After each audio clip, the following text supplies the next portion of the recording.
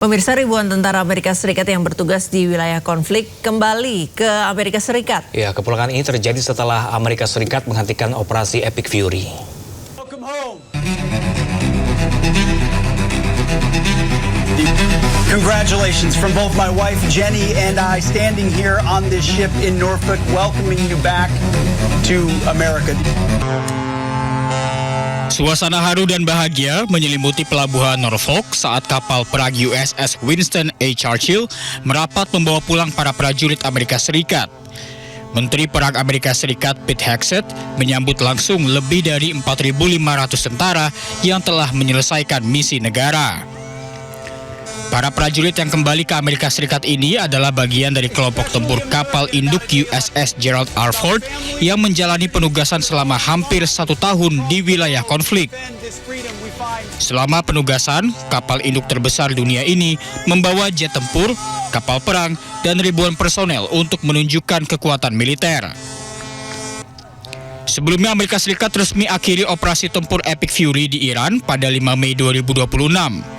Menurut Menteri Luar Negeri Amerika Serikat Marco Rubio, operasi militer tersebut dihentikan karena tujuan utama operasi tersebut telah selesai. Well, that's one of the topics that needs to be discussed. I don't know about. I think you're linking it. The operation is over.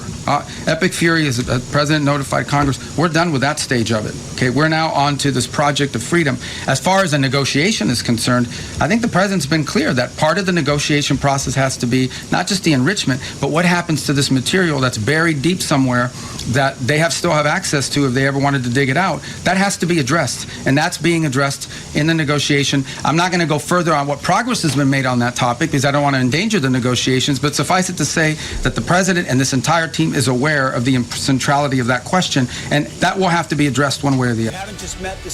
Dengan kepulangan sejumlah pasukan Amerika Serikat, apakah ini akhir perang atau hanya jeda sebelum babak selanjutnya, mengingat dinamika konflik yang belum sepenuhnya usai? Ya, setelah Presiden China Xi Jinping menerima lawatan Presiden Amerika Serikat Donald Trump, kini giliran Putin akan berkunjung ke Beijing. Ya, hubungan erat China dengan Rusia tetap berlanjut pasca lawatan Presiden Amerika Serikat.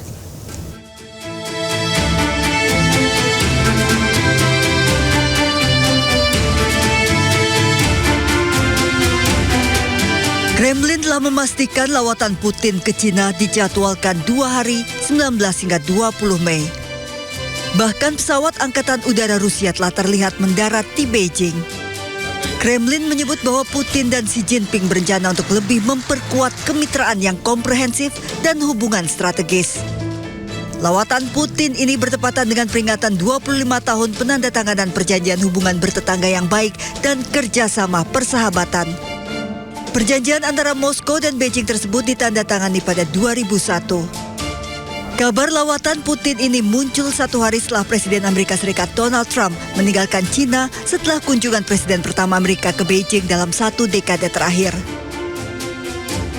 Sementara pekan lalu, Trump membawa delegasi bisnis dengan sejumlah CEO bertemu Presiden China Xi Jinping. Mesranya hubungan Kremlin dengan Beijing juga terlihat di saat bersamaan Trump kunjungi Beijing. Masing-masing Xi Jinping saling berkirim surat dengan Putin mengucapkan selamat untuk pembukaan Expo China-Rusia pada 17 Mei. Sementara itu, pemirsa, Ukraina meluncurkan serangan pesawat tanpa awak ke wilayah Rusia. Ya, gelombang serangan udara masif ini menghancurkan 14 wilayah di Rusia termasuk ibu kota Moskow.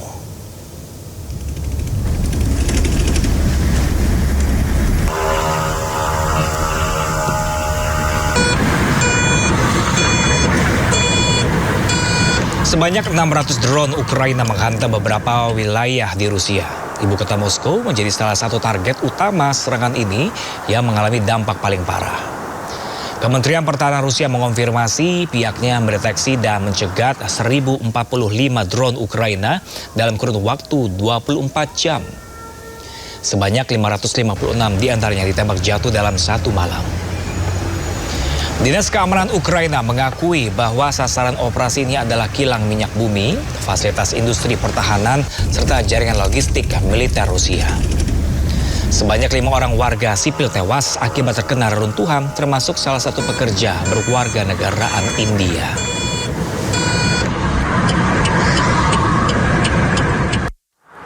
Sementara itu pemirsa, Amerika Serikat kembali melontarkan peringatan bernada ancaman kepada Iran. Ya, Iran diminta segera bergerak cepat atau tidak akan ada yang tersisa dari Iran.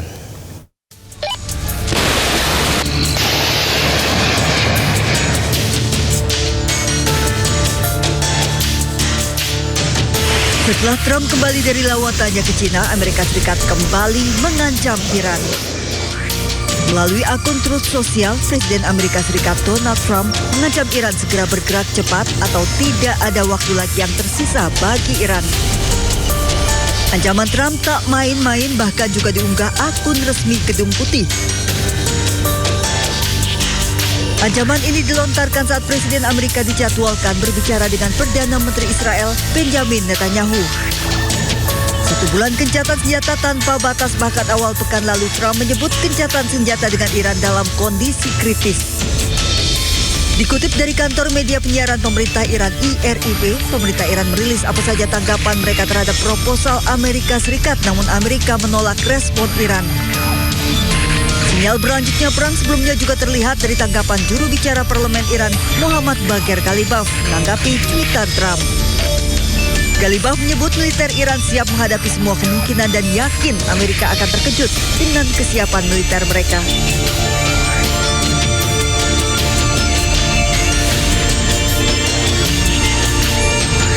Bahkan pekan lalu Garda Revolusi Iran juga menggelar latihan perang skala besar. Latihan digelar non-stop 5 hari 5 malam.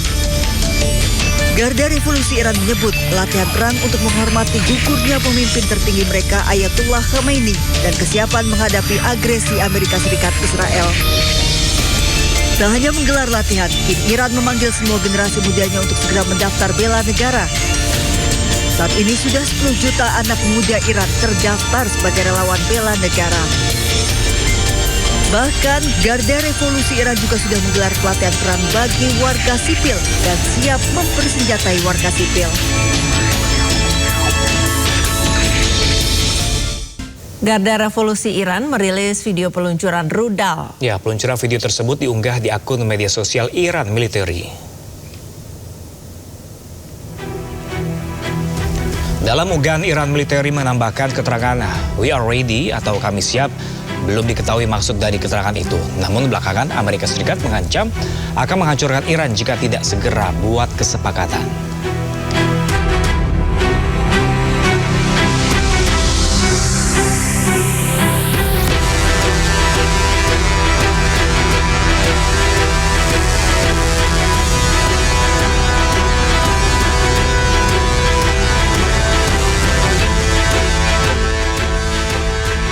Pemirsa, ketegangan di Laut Mediterania Timur kembali memanas. Ya, pasukan Zionis Israel mencegat armada kemanusiaan yang berlayar menuju Gaza dan menahan ratusan aktivis dari berbagai negara.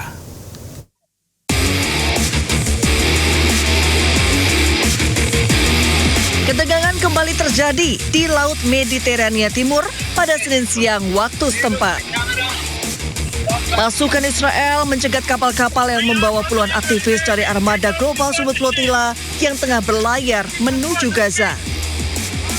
Rekaman dari siaran langsung armada tersebut menunjukkan para aktivis misi kemanusiaan mengenakan jaket pelampung dan mengangkat tangan mereka saat perahu-perahu yang membawa pasukan Israel mendekat. Tentara dengan perlengkapan taktis kemudian terlihat menaiki dan menguasai salah satu kapal sebelum siaran tiba-tiba terputus. Menurut Kementerian Luar Negeri Israel, pihaknya telah memperingatkan para aktivis sekitar 1 jam sebelum naik ke kapal dan menyuruh mereka segera berbalik.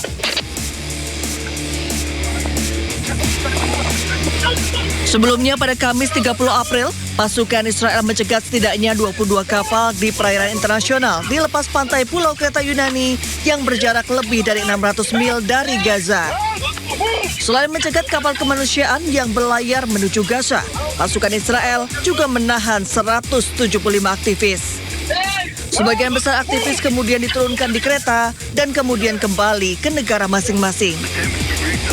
Angkatan Laut Israel menahan 100 aktivis kemanusiaan Global Summit Flotilla di atas kapal armada bantuan kemanusiaan yang menuju Gaza.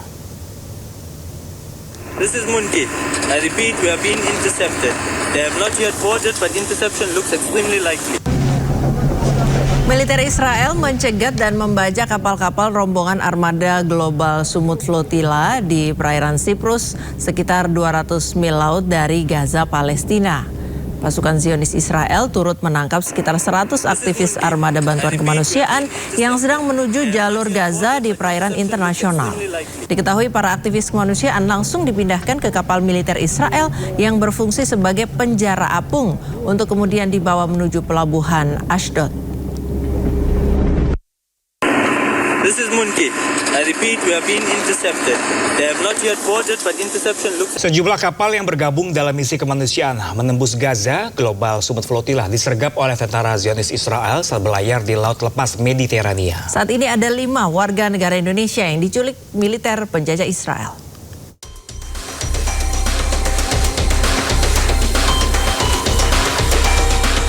Dari data situs Global Summut Flotilla (ORG), hingga Selasa dini hari, ada 22 kapal yang dicegat Zionis Israel di lepas pantai, 37 kapal dicegat di Laut Mediterania, dan 309 peserta diculik oleh tentara Zionis Israel.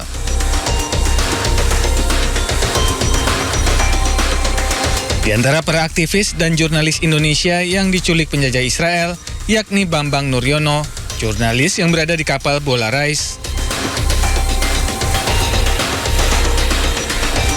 Sementara itu, Andre Prasetyo, Todi Badai, dan Rehendro merupakan jurnalis yang berada di kapal Osgurluk.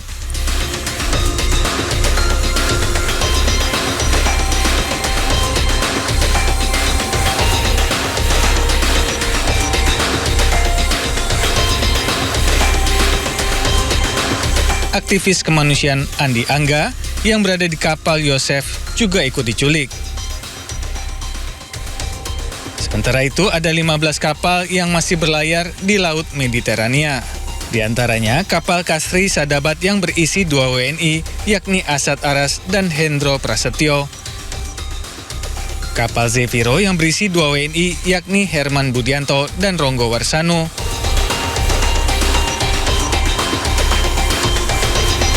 Data ini dikonfirmasi oleh Koordinator Media Global Peace Convoy Indonesia, Harfir Naksabandi. Ya, media sosial dihebohkan dengan video pesan SOS dari jurnalis Republika Bambang Nuryono sebelum dirinya diculik tentara Zionis dalam misi kemanusiaan menuju Gaza. Ya, video dirilis melalui akun media sosial Republika usai kapal Global Summut Flotilla disergap militer Israel.